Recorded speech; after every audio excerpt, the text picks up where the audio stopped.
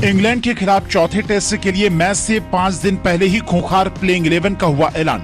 Team से बाहर हुए तीन तूफानी खिलाड़ी, बदल गई पूरी की पूरी टीम। तीसरे टेस्ट में हार के बाद यशस्वी जायसवाल के ऊपर भी लटकी तलवार। कौन करेगा केएल राहुल के साथ चौथे टेस्ट में ओपनिंग? बुरी तरह से फंसी टीम इंडिया।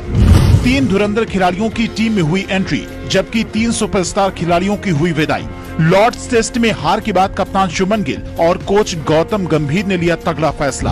8 बल्लेबाज 3 गेंदबाजों के साथ चौथे टेस्ट की नई प्लेइंग 11 आई सामने। नया ओपनर, नया बॉलिंग अटैक के साथ मैदान पर उतरेगी गिल एंड कंपनी। एजबेस्टन में ऐतिहासिक जीत दर्ज करने वाली टीम इंडिया लॉर्ड्स में उस सफलता को नहीं दोहरा पाई। इंग्लैंड के खिलाफ टेस्ट सीरीज के तीसरे मैच में शुभमन गिल की कप्तानी वाली टीम इंडिया को 22 रन से करारी हार का सामना करना पड़ा। इस हार के साथ ही टीम इंडिया 5 मैचों की टेस्ट सीरीज में 1-2 से पीछे हो गई। सीरीज का अगला मैच 23 जुलाई से मैनचेस्टर में खेला जाएगा और लॉर्ड्स टेस्ट के नतीजे के बाद ये साफ है कि कुछ खिलाड़ी इस मुकाबले में नहीं खेल पाएंगे और इसमें स्टार तेज गेंदबाज जसप्रीत बुमराह का नाम भी शामिल है।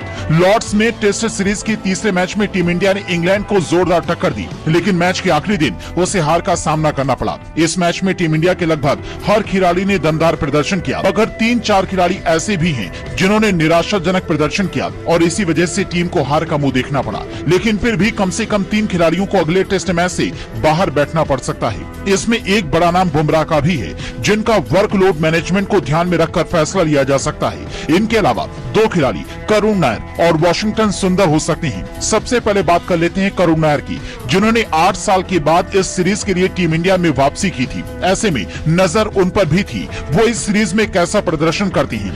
मगर लीड से लेकर लॉर्ड्स तक हर मैच में करुण नायर ने निराश किया। यहाँ तक कि पहले टेस्ट में डेब्यू करने वाले साई सुदर्शन को ड्रॉप कर करुण को ही दूसरे और तीसरे टेस्ट में मौका दिया गया, लेकिन लगभग हर पारी में शुरुआत हासिल करने के बावजूद नायर उसे बड़ी पारी में बदल नहीं पाए। इस सीरीज में टीम इंडिया के टॉप ऑर्डर से सिर्फ नायर ही एकमात्र बल्लेबाज रहे हैं जिन्होंने अर्धशतक नहीं जमाया। उनका सबसे बड़ा स्कोर 40 रन का रहा, जो लॉर्ड्स टेस्ट की पहली पारी में आया। नायर के बल्ले से 3 टेस्ट की 6 पारियों में सिर्फ 131 रन निकले हैं। नायर का तो अगले टेस्ट से बाहर होना लगभग तय नजर आ रहा है, लेकिन नजरें बुमराह पर भी रहेंगी। टेस्ट सीरीज से पहले ही इस बात का ऐलान हो चुका है कि बुमराह इस सीरीज में सिर्फ 3 टेस्ट खेलेंगे। लीड्स और लॉर्ड्स में बुमराह टीम का हिस्सा रहे, जबकि एजबेस्टन टेस्ट से उन्हें रेस्ट दिया गया। ऐसे में अब सवाल ये है कि क्या टीम इंडिया अगले टेस्ट में भी उन्हें रेस्ट देती है या फिर नहीं। अगले टेस्ट में 9 दिन का ब्रेक है। ऐसे में क्या इस ब्रेक को उनके वर्कलोड मैनेजमेंट के लिए इस्तेमाल कर टीम इंडिया उन्हें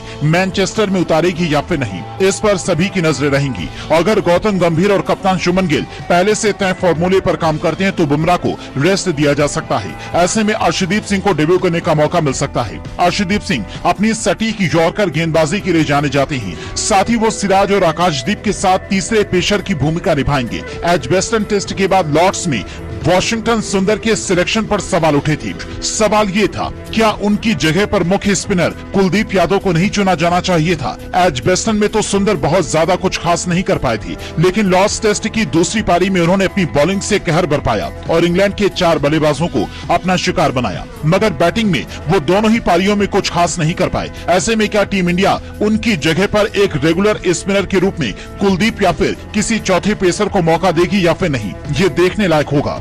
बात अगर प्लेइंग 11 की जाए तो चौथे टेस्ट में केएल राहुल के साथ में एक बार फिर से यशस्वी जायसवाल के ऊपर भरोसा जताया जा सकता है। लेफ्ट राइट का कॉम्बिनेशन भी होगा। पहले टेस्ट में यशस्वी जायसवाल के बल्ले से शतक देखने को मिला, मगर उसके बाद वो बल्लेबाजी में फीके नजर आ रही हैं। तीसरे नंबर पर साई सुदर्शन को एक बार फिर से टीम में वापसी हो सकती है, जिनको पहले टेस्ट के बाद टीम से बाहर कर दिया गया था। चौथे नंबर पर शुभमन गिल खेलते नजर आएंगे। 5वें नंबर पर ऋषभ पंत खेलते हुए दिखाई देंगे। हालांकि ऋषभ पंत भी अपनी इंजरी से जूझ रहे हैं। हालांकि मैच में 8 से 9 दिन का समय बचा है, तब तक ऋषभ पंत रिकवर हो जाएंगे। 6ठे नंबर पर नीतीश कुमार रेड्डी खेलते नजर आएंगे। नीतीश कुमार रेड्डी के बल्ले में वो धार नजर नहीं आई है जिसके लिए वो जाने जाते हैं।